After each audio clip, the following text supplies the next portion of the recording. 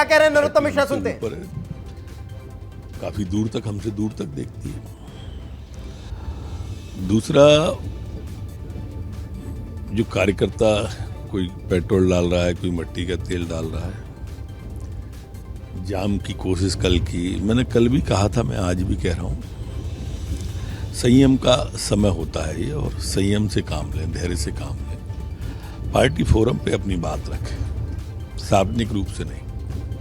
बिल्कुल, आप भोपाल जा रहे हैं, प्रदेश अध्यक्ष जी से मुलाकात करेंगे, क्या बड़े नेताओं से मुलाकात करेंगे, क्या होगी? अभी कोई चर्चा नहीं हुई, पर होगी तो जरूर करूंगा। प्रदेश बीजेपी कार्यालय कार्यकर्ता लगातार नाराज थे, आपने अपील भी की थी। मना लेंगे सबको, मान जाए। नरोत्तम मिश्रा भोपाल पहुंच चुके हैं, ये उनकी झलक, और क्या कह रहे हैं सुनते हैं। मैंने कल भी कहा था, मैंने आज भी कह रहा हूँ, धैर्य बना के रखें, संयम बना के रखें।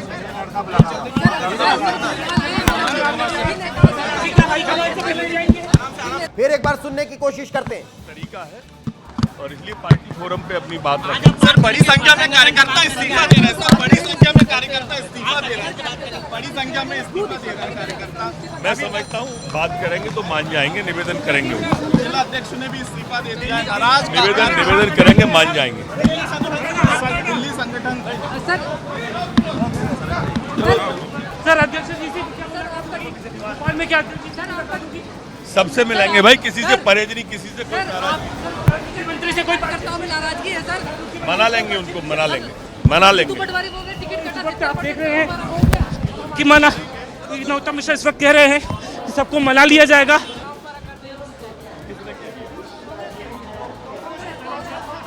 कांग्रेस भाजपा को समझ जाती है, हाल में क्यों आती है? कार्यकर्ताओं को मनाएंगे, हमारे कार्यकर्ता हैं, हमारे अपने लोग हैं, सब मान जाएंगे।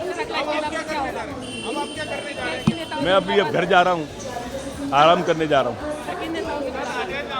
जो भी कहेंगे उनसे मिलूंगा, मेरी कोई नाराजगी नहीं किसी से।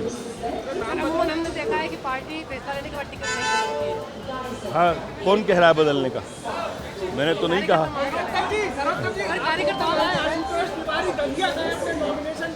जाना भी चाहिए उनको, जो पार्टी कहेगी मैं सब करूंगा, मेरी नाराजगी किसी से भी नहीं है। बिल्कुल जरूर, जब आपको चला।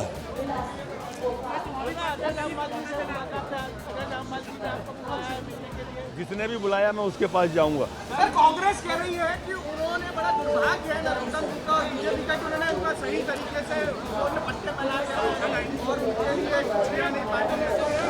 कांग्रेस कह रही है, इसीलिए कांग्रेस इस हाल में है। भाजपा को अभी समझी नहीं है कांग्रेस। मैं सबसे चर्चा करूंगा भाई, मेरी नाराजगी किसी से नहीं है। पहुंचे हुए हैं और ये कहा है कि किसी से मैं सबसे मिलूंगा, मेरी नाराजगी किसी से नहीं है। सबसे बड़ी बात यह है कि अब लगातार वो अपनी बात कह रहे हैं और कार्यकर्ताओं को भी उन्होंने कहा कि वो समझाएंगे। और ये तस्वीरें हैं दीपेश, देखिए नरोत्तम मिश्रा का जो काफिला है अपने परिवार के साथ वो अपने 4 इमली के बंगले पर पहुंच गए हैं। और यहाँ पर हो सकता है कि आगे जो चीजें हैं उसको लेकर निर्धारित हो कि आखिर क्या होने वाला है। और अब देखिए, और अब नरोत्तम मिश्रा क्या कहने जा रहे हैं, सुनिए जरा।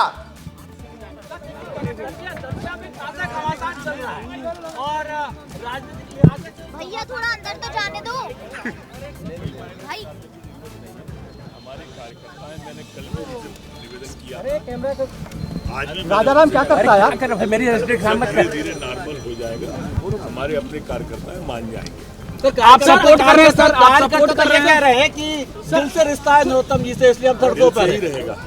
रिश्ता उनसे दिल का ही रहेगा, तो दिल की मानेंगे सर। आगे क्या पार्टी फोरम पे बात रखने का तरीका है, उनसे लगातार संवाद करने की कोशिश कर रहे हैं और वो रखेंगे। 24 घंटे का अल्टीमेटम दिया था सर। ये बात सच है क्या? आपने नामांकन फॉर्म खरीद लिया था क्या सर? सर ये बात सच है कि आपने बी फॉर्म खरीद लिया था सर? सर ये बात सच है क्या? अल्टीमेटम दिया हुआ था, 24 घंटे का अल्टीमेटम दिया था कार्यकर्ताओं ने।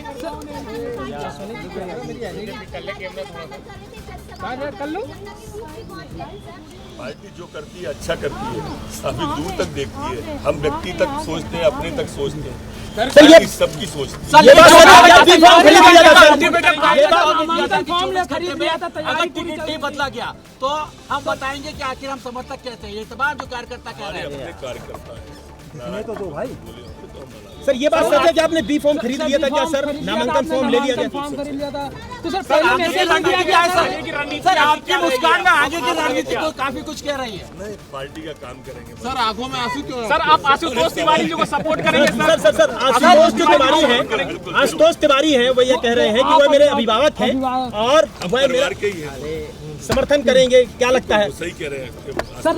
अगर सीट नहीं बदली गई और वही आशुतोष तिवारी अगर दतिया विधानसभा से चुनाव से डूब के काम करेंगे। सर नामांकन फॉर्म भरने सर एक वीडियो सोशल मीडिया में वायरल हो रहा है आपका कि लौट के आऊंगा, किनारे पे घर मत बना लेना। बना ले आराम से, घर बना ले अब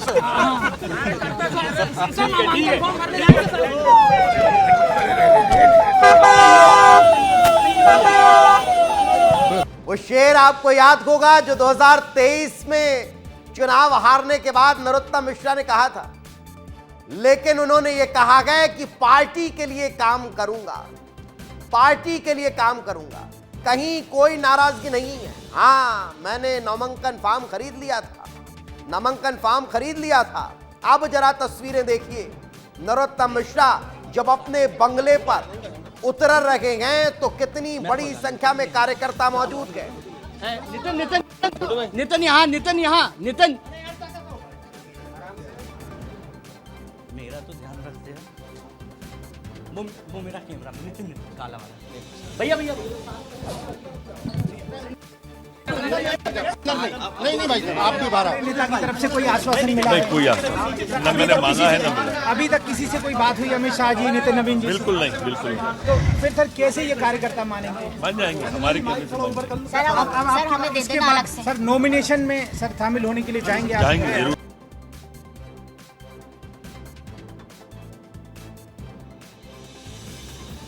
मेरे कहने से कार्यकर्ता मान जाएंगे, ये नरोत्तम मिश्रा कह रहे हैं।